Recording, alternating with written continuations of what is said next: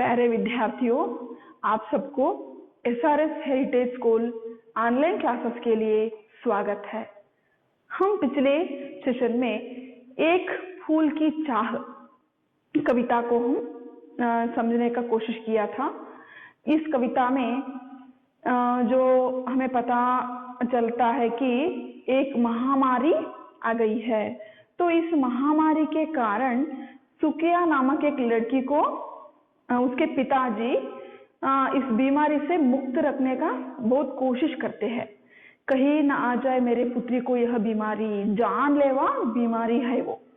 तो उसे रोकते थे, बाहर खेलने मत जा, बाहर जो सहेलियों के साथ मत जा, इस तरह। लेकिन वह एक पल भी नहीं रुकती थी। परंतु एक दिन वह डर बाहर आ ही गया। क्या कि सुकिया को इस बीमारी से गुजरना पड़ा। तो बहुत कोशिश किया उस बीमारी से बचाने के लिए, लेकिन उसका शरीर है ना दिन बर दिन क्या होते गया, क्षीण होता गया, कंठ क्षीण होता गया, कमजोर पड़ता गया उनका शरीर। तो ऐसे में वह एक इच्छा प्रकट करती है सुकिया, पिताजी मुझे देवी माँ का एक प्रसाद के रूप में एक फूल चाहिए, है ना, एक फूल लाकर दीजिए। तो पिताजी क्या करते हैं, पुत्री की एक अंतिम इच्छा को पूर्ण करने के लिए मंदिर जाने के लिए तैयार होते हैं। तो क्या होता है मंदिर में, और मंदिर से वह फूल ला पाए या नहीं, हम आज जानकारी प्राप्त करेंगे। देखिए बच्चों, पेज नंबर 105 है और पंक्तियां 6 होने के बाद 7वां पंक्ति है। पेज नंबर 5 में दूसरा पैराग्राफ है, मैं पढ़ूंगी और साथ में उसका विवरण भी देती हूँ। ऊंचे शैल शिखर के ऊपर मंदिर था विस्तीर्ण विशाल, स्वर्ण कलश सरसिज विहसित थे, पाकर समुदित रविकर जाल, दीप धूप से अमोदित था। मंदिर का आंगन सारा गूंज रही थी भीतर बाहर, मुखरित उत्सव की धारा। यहाँ इस कविता का जो शब्दार्थ है यहाँ मैंने लिखा है। तो यहाँ शैल शिखर मतलब पहाड़ की चोटी, जो पहाड़ की चोटी मतलब पीक, पहाड़ की चोटी, विहसित मतलब हंसते हुए, विहसित मतलब हंसते हुए, समुदित अच्छे प्रकार खिला हुआ, अच्छे प्रकार खिला हुआ, और रविकर जाल सूर्य की किरणों का समूह, अमोदित आनंद से भरा, मुखरित मतलब प्रकट हो रही है, वृंद समूह। यहाँ एक ऊंचे शैल शिखर के ऊपर मंदिर था। उस देवी का मंदिर कहाँ था?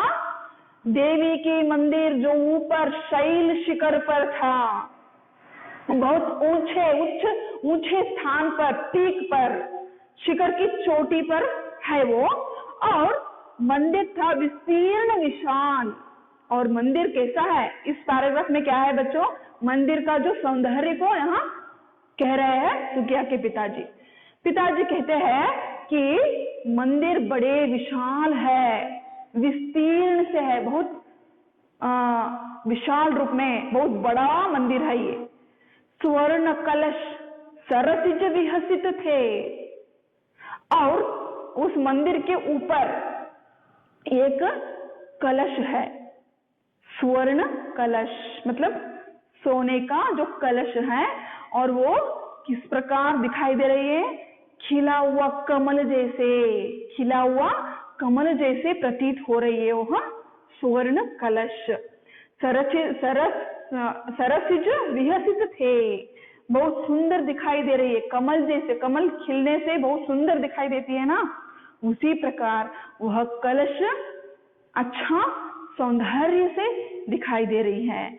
और पाकर सुमुदित रविकर जाल, क्यों सुंदर दिखाई दे रही है, क्यों प्रतीत हो रही है ऐसी, पाकर, क्या पाकर? सुमोदित रविकर जाल, सूर्य के किरणों का समूह उस कलश पर गिर रही है, सूर्य के किरण उस पर गिर रही थी और ऐसे प्रतीत हो रही है कि कमल खिले हैं। वहां स्वर्ण के जो कमल खिले हैं, सोने का जो कलश ऐसे प्रतीत हो रही थी सुकिया के पिताजी को। और दीप धूप से आमोदित था मंदिर का आंगन सारा, और मंदिर को प्रवेश कर रहे हैं और मंदिर में क्या हो रही है? दीप धूप से आमोदित था, दीप धूप, दीपों से अलंकृत हुआ था वह मंदिर, सभी जगह दीप को जलाए हुए थे, धूप है ना, धूप को वहां लगाए हुए थे, दीप और धूप से वहां सुशोभित लग रही थी, सुंदर लग रहा था वह मंदिर। मंदिर का आंगन सारा, वह आंगन दीपों से धूपों से भरा हुआ था। और हम धूप लगाते हैं ना भगवान के, जो पूजा करने के समय, वही धूप है ये।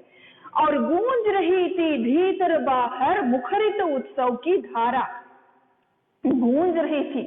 यहाँ मुखरित मतलब प्रकट हो रही थी। क्या प्रकट हो रही थी वहां? मंदिर में सभी लोग इस आनंद में थे कि पूजा पाठ कर रहे थे, दीप जला रहे थे, धूप डाल रहे थे, ऐसे उत्सव के रूप में नजर आ रही थी वहां का दृश्य। वहां का दृश्य इतने सुंदर थी और सुशोभित था देखने के लिए। समझ में आई बच्चों कि यहाँ मंदिर का सौंदर्य को, वहां का चित्र को यहाँ वर्णन करते हुए बता रहे हैं सुकिया के पिताजी। तो अगले पैरा है, भक्त वृंद मृदु मधुर कंठ से गाते थे, सभक्ति मुदमय पतित तारिणी पाप हारिणी, माता तेरी जय जय जय जय, पतित तारिणी तेरी जय जय। मेरे मुख से भी निकला बिना बड़े ही मैं आगे को जाने किस बल से निकला। इस जो पंक्तियों का अर्थ यहाँ है, देखो यहाँ मुदमय मतलब प्रसन्न सहित, क्या है? प्रसन्न सहित। और वृंद मतलब समूह, वृंद मतलब क्या होता है? समूह। मुदमय प्रसन्नता सहित, खुशी सहित, है ना, संतोष सहित बोलते हैं। और यहाँ पतित तारिणी, पतितों का उद्धार करने वाली, दीन दलितों का उद्धार करने वाली देवी। ढिकला मतलब ठेला हुआ, ढकेला हुआ, कोई ढकेले जैसे प्रतीत होना। अम्बा माँ, देवी, है ना। अर्पित भेंट चढ़ाना। यह अगले पैरा को आता है अर्थ, यहाँ समझिए, देखो इतने तक। भक्त वृंद मृद मधुर कंठ से, भक्त वृंद मतलब समूह, बहुत सारे भक्त लोग वहां इकट्ठे हुए थे। ये सभी क्या कर रहे थे? मृदु मधुर कंठ से, कंठ स्वर से, मृदु और मधुर, सुरीले, मधुर मतलब मेलोडियस, है ना, ऐसे सुर, ऐसे स्वर से गाते थे। स्वभक्ति मधुमय, भक्ति में लीन होकर स्वभक्ति मुदुमय, मुदुमय मतलब क्या होता है? प्रसन्न सहित, खुशी सहित, प्रसन्न सहित, मधुर स्वर से स्वभक्ति, सभी भक्त गण, एक समूह है, बहुत सारे लोगों का एक समूह है, वह गा रहे हैं। किस प्रकार गा रहे हैं, क्या गा रहे हैं? देखो, पतित तारिणी पाप हारिणी, पतित तारिणी मतलब पाप, पतितों का उद्धार करने वाली, है ना। पाप हारिणी, पापों को नष्ट करने वाली देवी, है ना। माता मतलब देवी, अम्बा, हाँ, हे माता, जगन माता, पाप को दूर करने वाली, पाप को नष्ट करने वाली, पतितों का उद्धार करने वाली, दुखों को, भीख मांगने वालों, कोई भी दीन दलितों का जो उद्धार करने वाली माँ, तेरी जय जय जय जय, तेरी जय जय, पतित तारिणी तेरी जय जय मेरे मुख से भी निकला। यहाँ हम सुकिया के पिता अंदर प्रवेश करने के लिए वहां खड़े हैं और वह मधुर सुरीला गाना सुनकर इनके मुंह से भी निकल पड़ा। क्या? पतित तारिणी माँ जय जय, पतितों का उद्धार करने वाली माँ, आपको जय जय जयकार। इस तरह मुंह से अचानक निकल पड़ा और बिना बड़े ही मैं आगे को जाने किस बल से ढिकला। मैं बिना कदम बढ़ाए, मैंने मेरे कदम बढ़ाते हुए आगे नहीं गया, कोई ढकेला जैसे अचानक अदृश्य होकर वहां आकर पहुंच गए, जो मंदिर के सामने आकर, है ना, जो अंदर भीतर चले गए। तो क्या होता है इसके आगे देखिए, मेरी दीप फूल लेकर वे अम्बा को अर्पित करके दिया पुजारी ने प्रसाद, जब आगे को अंजलि भर के फूल भूल गया उसका लेना झट, परम लाभ सा पाकर मैं सोचा बेटी को माँ के एक पुष्प पुण्य पुष्प दे जाकर मैं। यहाँ इस पंक्तियों का अर्थ, यहाँ शब्दार्थ यहाँ पर है, देखो, अर्पित मतलब भेंट करना, अंजलि दोनों हाथों का संपुट, परम लाभ परमात्मा की कृपा, पुण्य पवित्र, पुष्प फूल। समझ में आया बच्चों? देखिए इसका आशय स्पष्ट करती हूं। मेरे दीप फूल लेकर वे अम्बा को अर्पित करके दिया पुजारी ने प्रसाद, जब आगे को अंजलि भर के, दोनों हाथों में, अंजलि मतलब दोनों हाथों में, जैसे मेरे दीप, जो देवी के मंदिर गए थे सुकिया के पिताजी, तब इन्होंने देवी को क्या क्या अर्पित किया, भेंट दिया, कि दीप ले गए थे, फूल ले गए थे, वह भेंट चढ़ाए और अम्बा को, देवी को यह भेंट चढ़ाए, अर्पित किया। और दिया पुजारी ने प्रसाद, जब आगे को अंजलि भर के, यहाँ दोनों हाथ में वह प्रसाद इनको दिया और भूल गया उसका लेना झट, परम लाभ सा पाकर मैं पुजारी ने फूल दिया और मैं प्रसाद लेने का जो भूल गया, कि यह एक फूल है, वह मेरे लिए क्या है, जो भगवान का अपार कृपा है, कि परम लाभ सा पाकर मुझे यह एक फूल मिल गया। तो मुझे कैसे प्रतीत हो रही थी, यह मेरा एक परम पुण्य है, परम पुण्य है ये, इस पुण्य से क्या है, मैं बहुत भाग्यशाली हूं, इस तरह प्रतीत हो रही थी सुकिया के पिताजी को।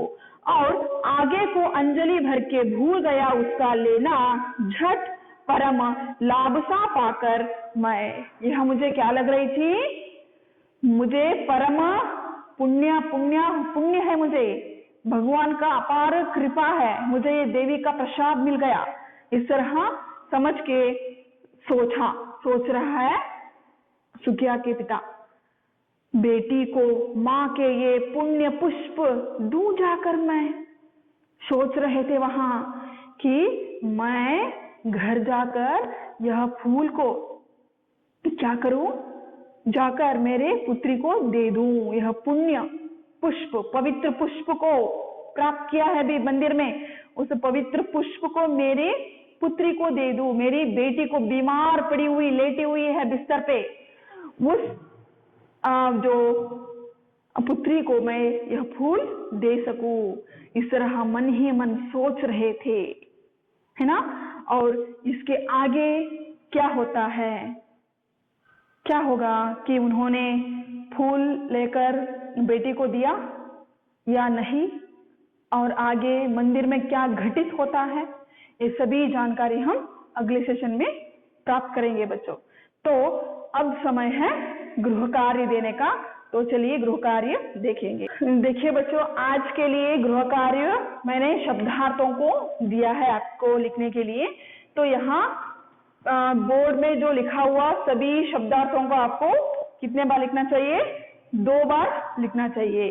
तो मैं ये शब्दार्थों को एक बार पढ़कर सुनाऊंगी।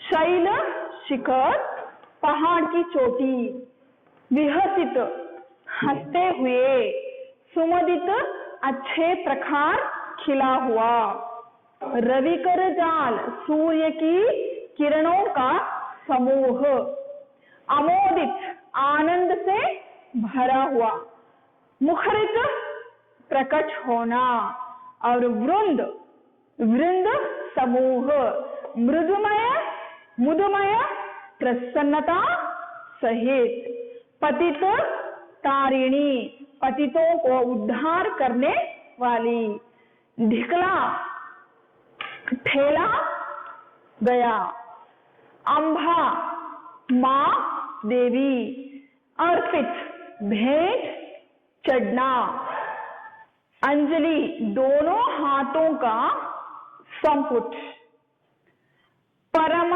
लाभ परमात्मा की कृपा, पुण्य पवित्र, पुष्प फूल।